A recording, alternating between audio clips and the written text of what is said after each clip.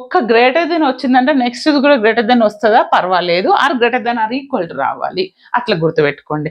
మరి greater than వచ్చింది less than, ఇది ఎక్కడ లేదబ్బా అంటే ఏ కండిషన్ సాటిస్ఫై చేస్తలేదు అంటే దాన్ని ఏమంటాను నేను, ఏ కండిషన్ లేనప్పుడు, సరే ఇక్కడ రాసుకోండి నో కండిషన్ అంటే ఇక్కడ లేనిది, అప్పుడు దాన్ని నేను ఏమంటాను సాడల్ పాయింట్, సారీ ఇండెఫినెట్ అంటాను. ఇక్కడ ఏది లేకపోతే దాన్ని ఇండెఫినెట్ అంటాను. మరి ఇండెఫినెట్ అయినప్పుడు ఏమొస్తుందంటే నాకు సాడల్ పాయింట్ వస్తుంది. ఇక్కడ చూడండి ఎక్స్ట్రీమ్ వాల్యూస్ అన్నా సాడల్ వాల్యూస్ అన్నా ఒక్కటే, వాడు ఆల్రెడీ ఎక్స్ట్రీమ్ సాడల్ అని ఇచ్చిండు అని అంటే కంపల్సరీ ఇదే కండిషన్ లో వస్తుంది. ఏంటిది గ్రేటర్ దెన్ లెస్ దెన్ అలా వస్తుంది. ఓకేనా?